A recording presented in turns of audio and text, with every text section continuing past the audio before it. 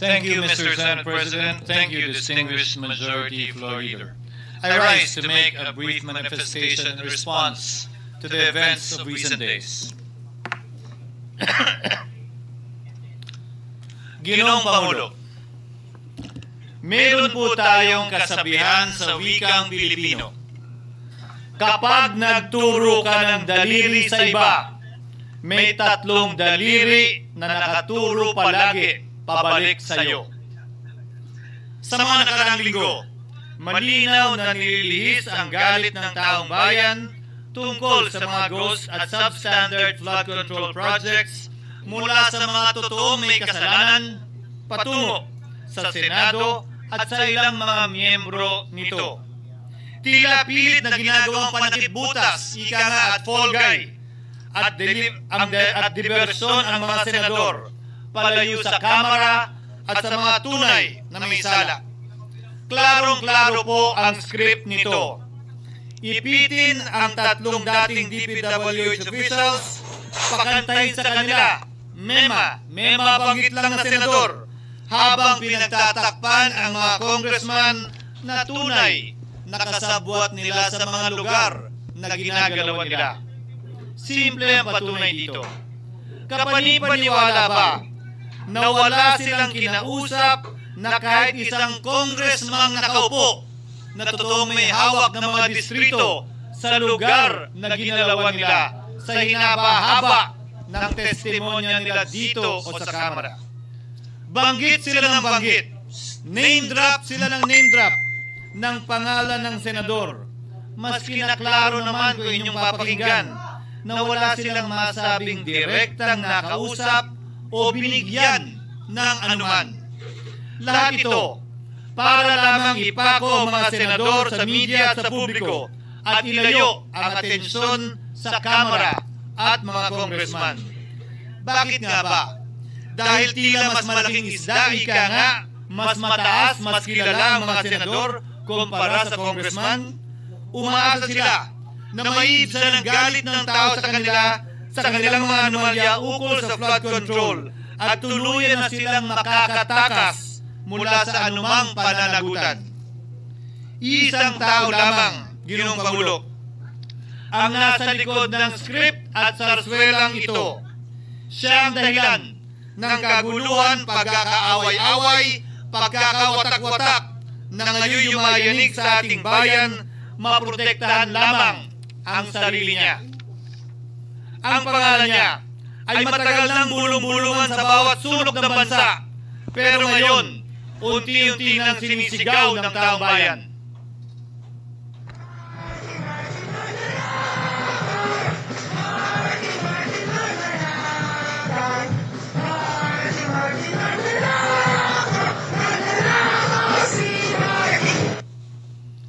Pero Ginoong Pangulo, minamahal kong kasamahan, bakit tila sa Kamara, dito mismo sa Senado, at sa ilang media, ay hindi pa nila kayang sambitin ang pangalan niya?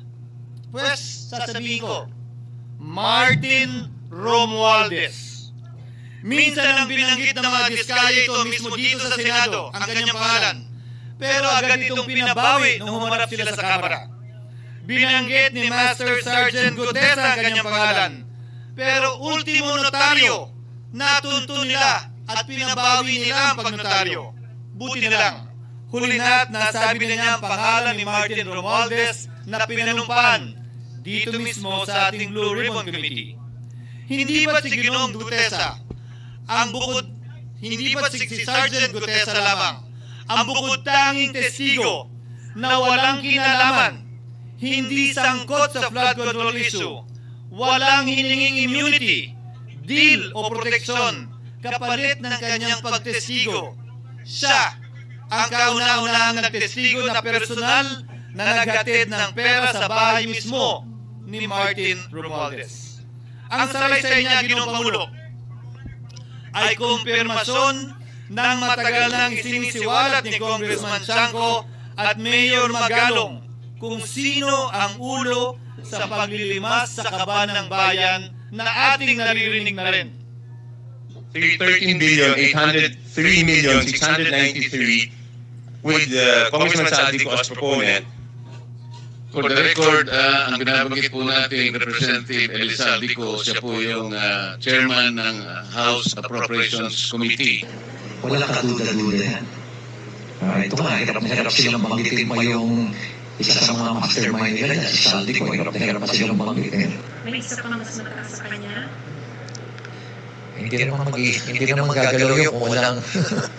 Siyempre, hindi naman gagalaw yun kung walang pahintulot yung mas mataas sa kanya. Just sa House. Ginoong Pangulo, pahintulutan niyo po ako magkwento ng konti upang patotohanan ang mga salitang ito. Taong 2023 nung tinalaga si Ginoong Kiko Laurel bilang kalihim ng kagawaran ng agrikultura. Bilang suporta sa kanyang mandato, tinanong ko noon ang isang simpleng katanungan sa budget process natin. Bakit mas malaki ang pondo ng flood control kesa sa agrikultura? Why is it that the budget for flood control is bigger than the budget of the Department of Agriculture or the agriculture sector as a whole? The fifth biggest allocation, not even a department, is flood control. And allocating a measly 31 billion for irrigation, for rice. Why? Pagkatapos po noon, tinulungan ko siyang bawasan ang flood control budget at idagdag sa 2024 budget ng Department of Agriculture. Aniya, tumawag daw sa kanya si Congressman Zaldico dahil pinapatanong daw ni Speaker Romualdez, bakit binawasan ang pondo ng flood control? Ngunit wala nang nagawa si Congressman ko dahil sinabi niyang pasayan ng Pangulo. Nung termino ko rin po bilang Pangulo ng Senado, maraming beses po akong tinanong ni Pangulong Bongbong Marcos tungkol sa panukalang budget para sa 2025. Sinabi ko po sa kanya ang buo at tapat na katotohanan para malaman po niya ang tunay na larawan at sitwasyon ng pambansang budget para sa taong yon. Ito marahil Ginoong Pangulo, minamahal kong kasamahan. Ang isa sa mga dahilan kung bakit pinag-utos ng Pangulo ang pag-veto at pag-for late release sa FLR at pag-hold ng malaking bahagi ng budget nila. Marahil, isa rin ito sa mga dahilan kung bakit ninais ng Pangulo na matanggal si Congressman Zaldico bilang chairman ng House Committee on Appropriations dahil sa mga inilahad ko at marahil na-discover din ng Pangulo kaugnay sa 2025 budget. Hindi malayo, Ginoong Pangulo, na naganap din ang mga ito noong 2023, 2024 at mga nauna pang budget kung saan napakaraming ghost at substandard projects ayon kay Secretary Vince Dizon at ayon mismo sa talumpati ng ating kasamahan na si Senator Ping Lacson. Ngunit marahil ay walang naglakas loob na sabihin ang katotohanan kay Pangulong Marcos o magsumbong sa kanya kaugnay sa ilang mga bagay na ito bago ako. Nais ko din pong kumpirmahin ang sinabi ni Congressman Toby Chanco na ang pag-file ng impeachment complaint laban kay Vice President Sara Duterte ginamit na paraan ni Speaker Romualdez para mag-release ng pondo nila na naka-FLR or for late release bago mag-eleksyon. Maski na alam po niya na hindi po ito kayang talakayin ng Senado hanggang sa Hunyo pa mula nung simula. Ulitin ko, ginamit ni Martin Romualdez ang FLR ng pangalan ng Pangulong Marcos upang itulak ang kanilang unconstitutional na impeachment complaint. Sabi nila, pumirma kayo dahil kung hindi lalabas ang pondo nyo na naka-FLR bago mag-eleksyon. Subalit, Ginoong Pangulo, hindi ito umubra. Hindi ito umubra dahil tinanggihan ito ni PBBM. Sinabi niyang walang ganyang uri ng usapan at sinabi niyang hindi niya gagawin yun. Kaya hanggang ngayon, nakananatili pa rin for late release ang mga questionableng pondo nila. And that is why, Mr. President, distinguished colleagues, at the height of the impeachment controversy and amidst the passion of some sectors to remove the Vice President at all costs, I urged prudence and level-headedness because I knew that greed and not accountability was the reason behind it. In the end, Mr. President, the Supreme Court vindicated us. the Supreme Court vindicated us by saying, among others, quote, "There is a right way to do the right thing at the right time. This is what the rule of just law means." Close quotations. Ginoong Pangulo, sinisi po sa akin ni Speaker Romualdez ang pagkakatanggal kay Congressman Zaldico. Sinisi po niya sa akin ang pag-FLR or for late release ng kanilang mga proyekto.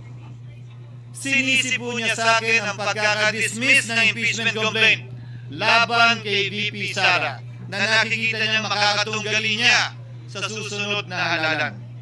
Sinisi din niya po sa akin ang pagkakasira ng kanilang maitim na balakid sa 2025 budget na nagawa nila ng walang balakid na mga nagdaang taon. Ginoong Pangulo, naging tapat ako at ginawa ko lamang ang aking tungkulin. Kung ano ang tingin kong tama at nararapat para sa bansa at sa sambayanan. Subalit, sa kabila po nito, nagsimula na lahat ng bira, paninira at kaso laban sa akin at sa Senado.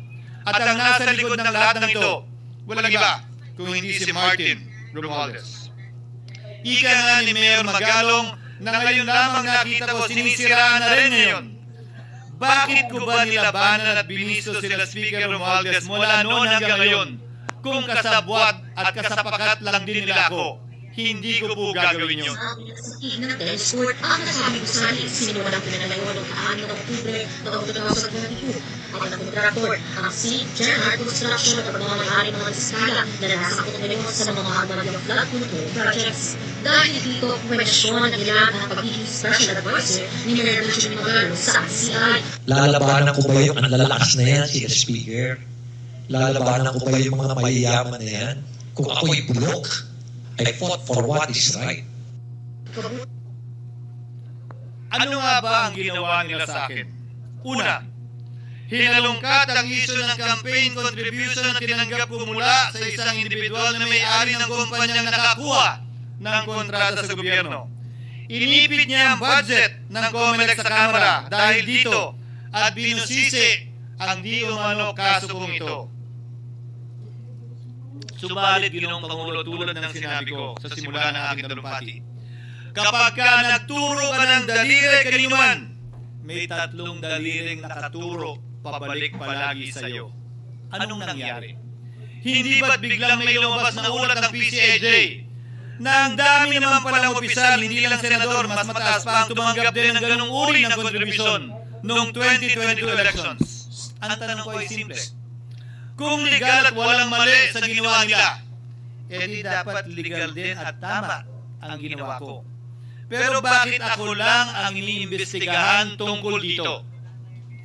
Higit pa doon, Ginoong Pangulo, hindi ba tayo kay Mayor Magalong merong 67 na miyembro ng Kamara na kontraktor? Ito po ay mga miyembro ng Kamara na may construction firm na nakakuha ng kontrata sa gobyerno. Kung bawal talaga ito, ibig sabihin ba niyan, bawal na nilang gastusin ang sarili nilang pera para sa kanilang sariling kandidatura? Bakit hindi din binubusisi yun? Bakit hindi inaalam yun? Ako lang talaga?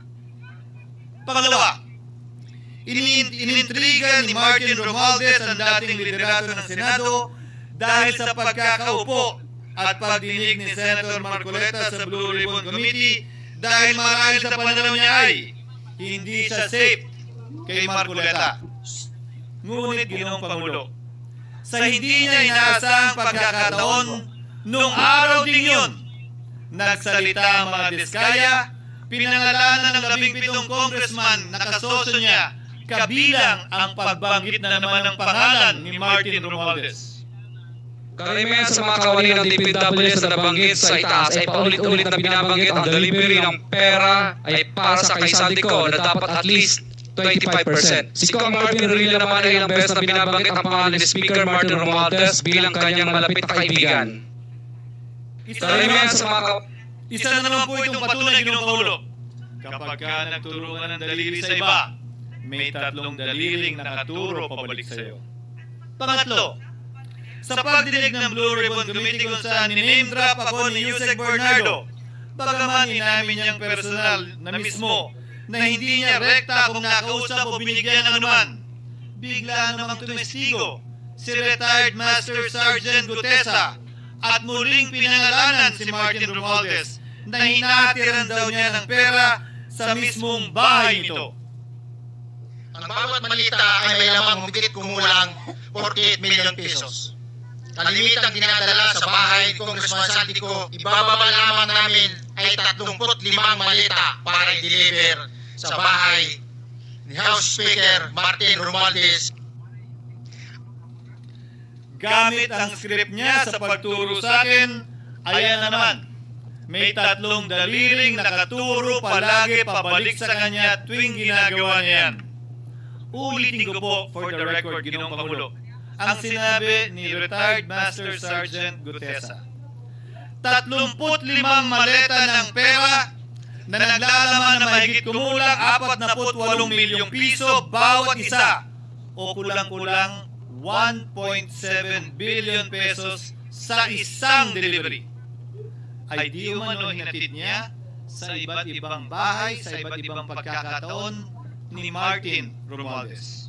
Subalit, sa kabila ng lahat ng ito, hindi ba nakapagtataka bakit hindi sinasama si Martin Romualdez sa anumang investigasyon?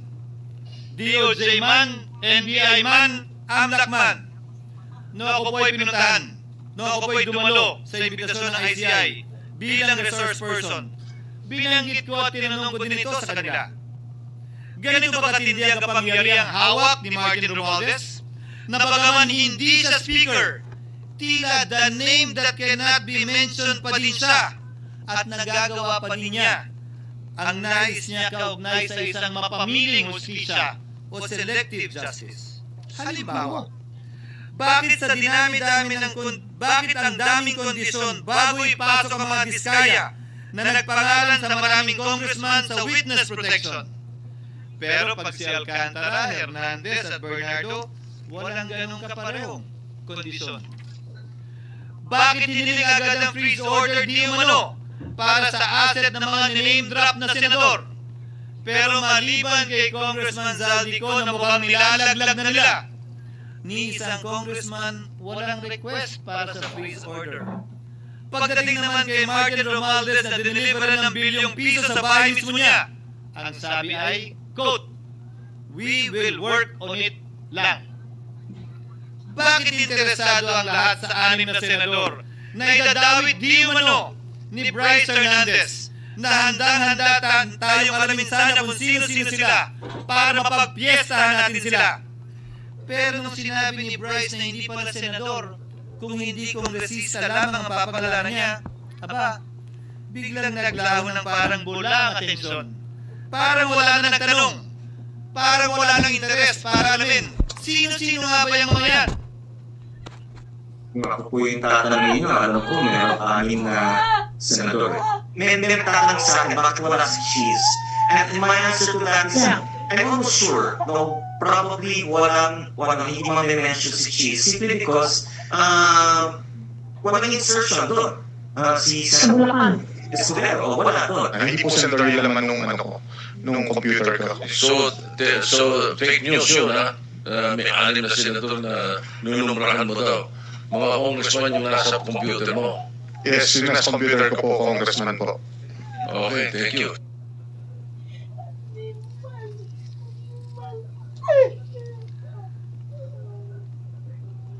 Nagkataon na ba, Ginoong Pangulo, na ang mga nakaupong senador na dinidiinan sa ngayon ay ang dating Pangulo, dating pro tem, dating punong mayoriya ng Senado, na lahat nagkataon din lang ba na bumoto kontra sa depektibong impeachment ni Vice President Duterte o talagang tinumbok lang kami? In other words, Mr. President, are we truly for transparency and accountability, or are we merely offering a politically convenient sacrificial lamb in an attempt to appease the rage of the people? What is painful, Mr. President, is that along the way, reputations have been disparaged and tarnished. Innocent persons have been implicated, and the Senate is slowly but surely being destroyed.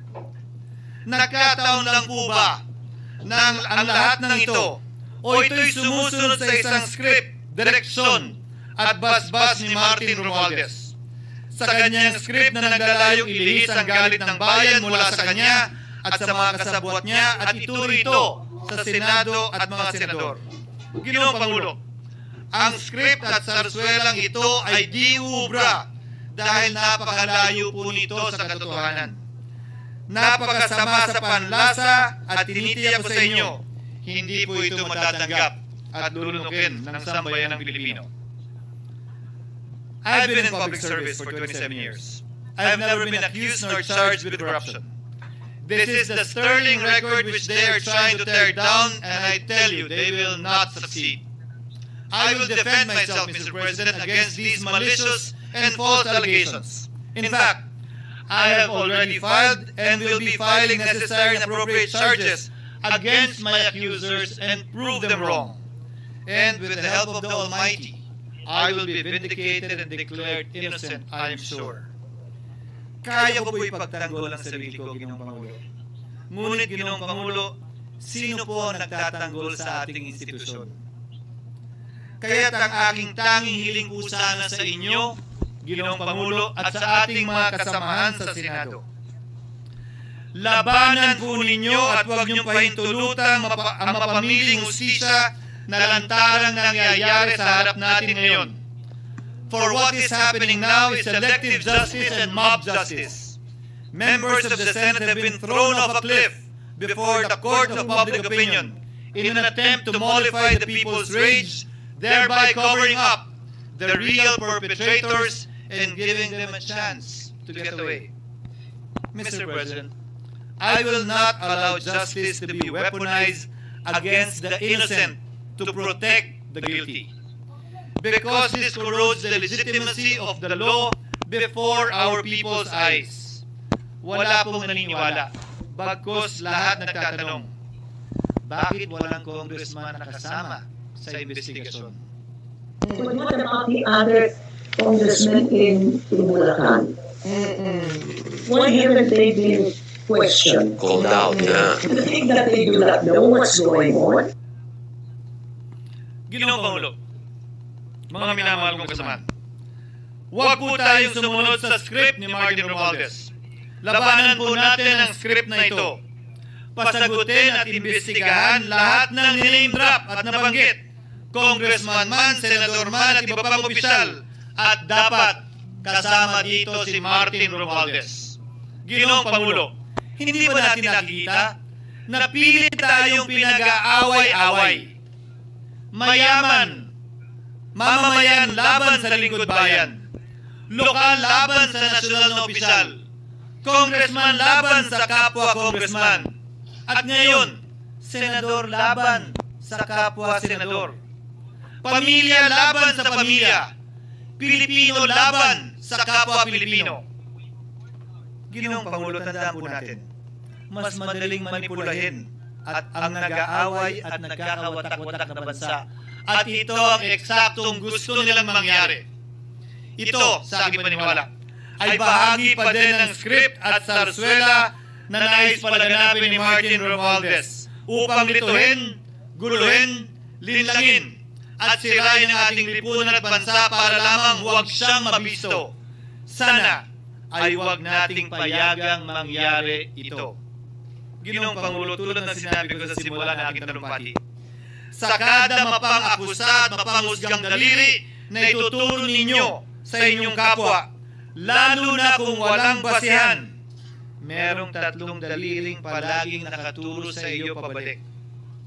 Sana po, maging mapanuri tayo. Huwag dali-daling magturo at maghusga dahil lamang sa napakinggan. Huwag tayong sumabay, kumampi, at magpadala sa script at sarswela ni Martin Romualdez. Kung kayo ay kakampi ni Martin Romualdez, pues, sumunod kayo sa gusto nila. Una, maniwala kayo sa mga sinasabi ng testigo niya na nagtuturo lamang sa mga senador.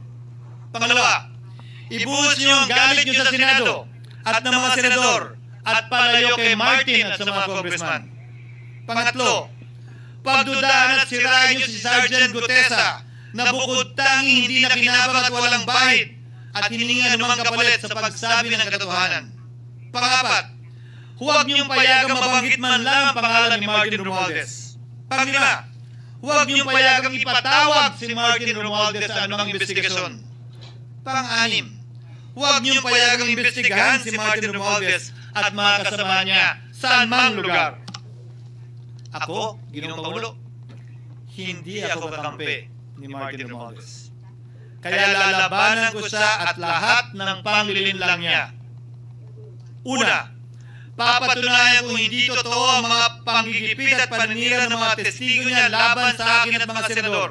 Pangalawa, tututulan ko ang paglilihis at diversyon na ginagawa niya palayo sa kanya at sa Kamara. Pangatlo, hindi ko papayagang sirain ang mga senador pag away-awayin tayo at sirain ang institusyon ng Senado. Pangapat, pinaniniwalaan ko at saludo ako kay Sergeant Gutesa at iba pang katulad niya sa paglabas ng katotohanan. Panglima, hindi ako matatakot banggitin ng paulit-ulit ang kanyang pangalan, Martin Romualdez. At ipaglalaban kong ipatawag at imbestigahan si Martin Romualdez at lahat ng kanyang mga kasangkot at kasama. Ginoong Pangulo, mga minamahal kong kababayan, kung nais niyong lumitaw ang katotohanan, kung nais niyong panagutin ang tunay na salarin, kung nais po niyong makulong ang tunay na may kasalanan, huwag ninyong kampihan si Martin Romualdez. Punitin natin ang script ni Martin Romualdez. At higit sa lahat, huwag magpadala, huwag sabayan, huwag maniwala sa sarswela na nilalako ni Martin Romualdez. Maraming salamat po, Ginoong Pangulo, at magandang hapon po sa ating lahat. Thank you, Senator Francis